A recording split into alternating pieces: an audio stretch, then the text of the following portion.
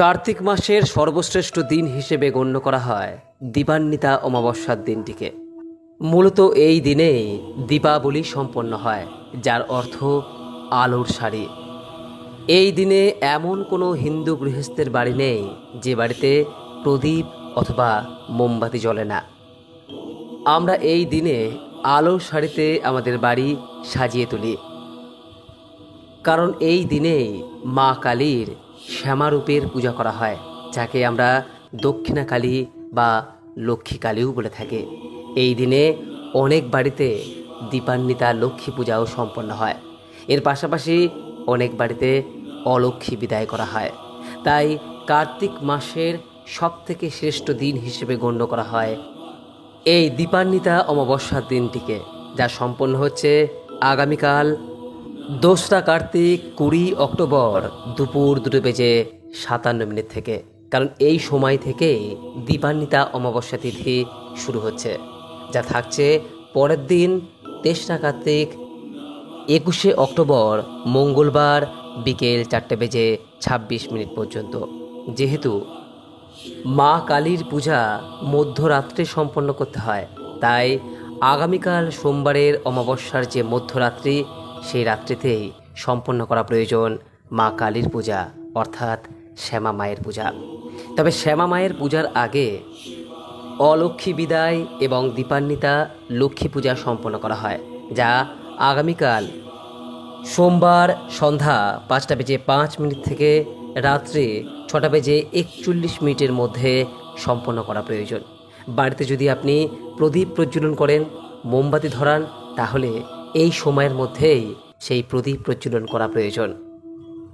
আগামীকাল যেহেতু দুপুর 2:57 থেকে চতুর্দশী তিথি থাকছে, তাই চতুর্দশ কৃত্য যে শাক ভক্ষণ, অর্থাৎ 14 প্রকার শাক খাওয়ার কথা বলা হয়, সেটি অবশ্যই দুপুর 2:57 পূর্বেই সম্পন্ন করা প্রয়োজন। তবে একটি প্রশ্ন উঠেই যায়, যদি কালকে অর্থাৎ আগামীকাল সোমবার দিন শাক ভক্ষণ করা হয়, তাহলে মা কালীর পূজায় কিভাবে নিজেকে নিয়োজিত করবেন? বন্ধুরা, এই প্রসঙ্গে বলি যে মা কালীর পূজা আপনি সম্পূর্ণ নির্জলা উপবাস থেকে যেমন করতে পারবেন, ঠিক পাশাপাশি আপনি নিরামিষ আহার গ্রহণ করেও মা কালীর পূজা সম্পন্ন করতে পারবেন। আসল বিষয় হলো আপনার নিষ্ঠা ও ভক্তি এবং মায়ের প্রতি ভালোবাসা।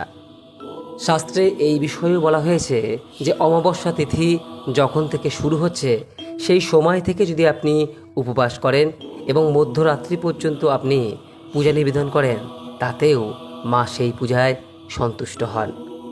তাই যেহেতু অমাবস্যা তিথি শুরু হচ্ছে দুপুর 2:57 থেকে, আপনি তারপর থেকে উপোস রেখে মায়ের পূজা সম্পন্ন করতে পারেন। তার আগে যদি আপনি 14 শাক ভক্ষণ করতে চান, অবশ্যই সেই শাক খেতে পারেন। তবে তারপরও যদি আপনার মন না মানে, তাহলে সেক্ষেত্রে আপনি সারাদিন উপবাস রাখতে পারেন। এটি সম্পূর্ণ আপনার ইচ্ছাধীন বিষয়। এই বিষয়টি সর্বদাই মনে রাখবেন যে বাহ্যিক উপচারের চেয়ে মা বেশি সন্তুষ্ট হন মনের গভীর ভক্তি ও সরল বিশ্বাসে।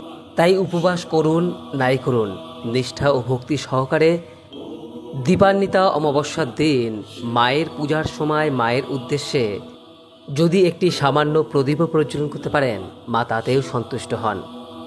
কিভাবে কার্তিক মাসের এই সর্বশ্রেষ্ঠ দিনে দীপান্বিতা অমাবস্যার দিন মা কালীর আরাধনা করবেন, তা আজ এই ভিডিওতে আপনাদের সামনে আলোচনা করব। আশা করি দর্শক বন্ধুরা এই ভিডিওটি আপনাকে সমৃদ্ধ করবে।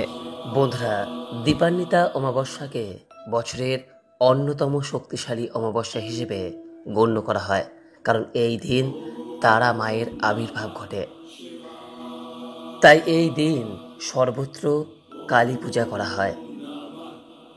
বলা হয় এই দিন যদি কেউ ভক্তি ও নিষ্ঠার সঙ্গে মায়ের কাছে একটি প্রদীপ নিবেদন করে নিজের মনের কথা ব্যক্ত করেন, নিশ্চিত রূপেই মায়ের আশীর্বাদে তার মনোকামনা পূরণ হয়। বন্ধুরা, দীপান্বিতা অমাবস্যার দিন যদি মায়ের উদ্দেশ্যে পূজা দিতে চান, তার কাছে প্রদীপ নিবেদন করতে চান, তাহলে সবার প্রথমে ঘুম থেকে ওঠার পর সকাল সকাল স্নান পর্ব সেরে নিন। তারপর মায়ের পূজার জন্য প্রয়োজনীয় দ্রব্য সামগ্রী সংগ্রহ করুন। মায়ের পূজার জন্য কোনো সাংসারিক ব্যক্তির খুবই সামান্য দ্রব্যের প্রয়োজন পড়ে, যা যে কেউ সংগ্রহ করতে পারেন।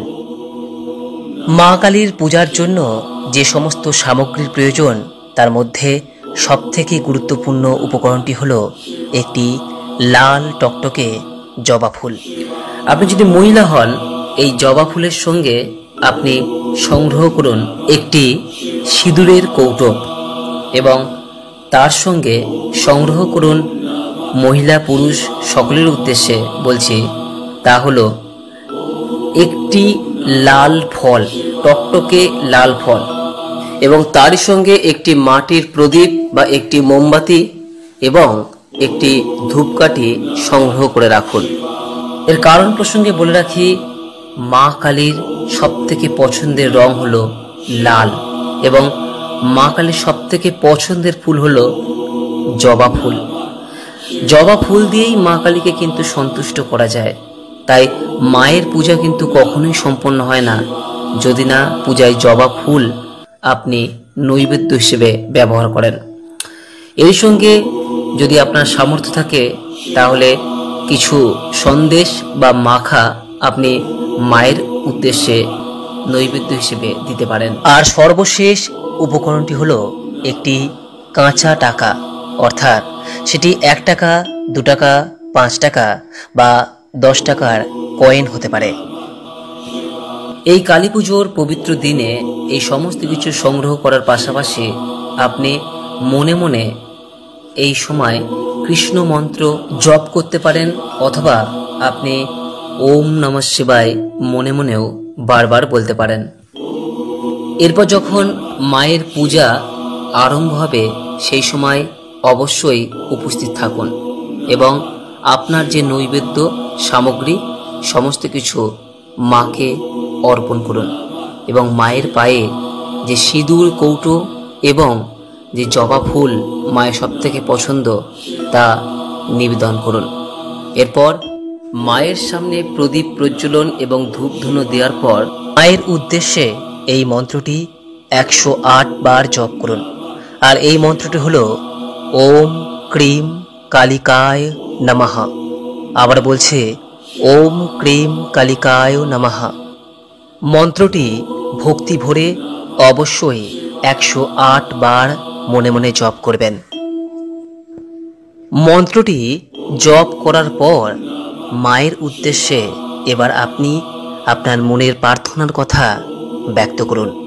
মনে রাখবেন, আপনার প্রার্থনা কখনোই যেন 3টির অধিক না হয়, কারণ মনের মধ্যে একই সঙ্গে যদি অনেক প্রার্থনা বা ইচ্ছা থাকে, বাস্তবে তা কখনোই কিন্তু পূরণ হয় না। তাই সর্বদা 3টি বা তার কম প্রার্থনা মায়ের কাছে নিবেদন করুন। আর হ্যাঁ, মায়ের কাছে প্রার্থনা করার সময় এই বিষয়টি খেয়াল রাখবেন যে আপনার চাওয়া পাওয়া যেন অন্যের কোনো ক্ষতি সাধন না করে। এরপর যে বিষয়টির কথা বলবো তা অবশ্যই মাথায় রাখবেন, কারণ মা কালীর পূজা শেষ হওয়ার পর এই বিষয়গুলি কিন্তু আপনাকে খেয়াল রাখতে হবে। আর তা হলো বেশ কিছু উপকরণ যা আপনি মাকে নিবেদন করেছেন, সেই উপকরণের কিছু অংশ অবশ্যই আপনার গৃহে নিয়ে আসুন, তাহলে মা আপনার গৃহে প্রবেশ করবে।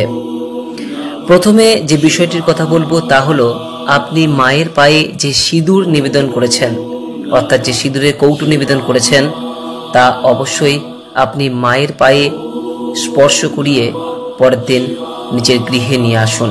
এবং বিভিন্ন পবিত্র অনুষ্ঠানে এবং পূজা অর্চনার সময় আপনি এই সিঁদুরের কৌটার সিঁদুর ব্যবহার করুন এবং অন্যকেও ব্যবহার করার সুযোগ করে দিন। বলা হয় যে মায়ের পায়ে নিবেদিত এই সিঁদুরের কৌটার সিঁদুর আপনার বিবাহিত জীবনে উদ্ভূত বা আগত সকল প্রকার সমস্যা সমাধানের গুরুত্বপূর্ণ ভূমিকা নেবে। দ্বিতীয় যে সামগ্রীর কথা বলবো তা হলো মায়ের পায়ে যে জবা ফুল নিবেদন করেছেন তা আপনি আপনার গৃহে নিয়ে আসুন। যে লাল জবা ফুল দিয়ে আপনি পুষ্পাঞ্জলি দিয়ে মায়ের পায়ে নিবেদন করেছেন সেটি নিয়ে আসুন। মায়ের পায়ে অর্পিত জবা ফুল যদি আপনার ঘরে থাকে, মায়ের আশীর্বাদ আপনার ঘরে সর্বদা বিরাজ করবে। সব দিক থেকেই আপনাদের সুখ ও সমৃদ্ধি বর্ষণ হবে। 3 নম্বর যে সামগ্রী বা বিষয়টির কথা বলবো, যদি সম্ভব হয় তাহলে এটি আপনার গৃহে নিয়ে আসার চেষ্টা করুন। তবে আবার বলছি, যদি সম্ভব হয়, কারণ অনেক সময় পুরোহিত এই জিনিসটি দিতে চান না। তা হলো মায়ের কিছু ভূষণ বা অলংকার এবং মা কালীর খড়গ।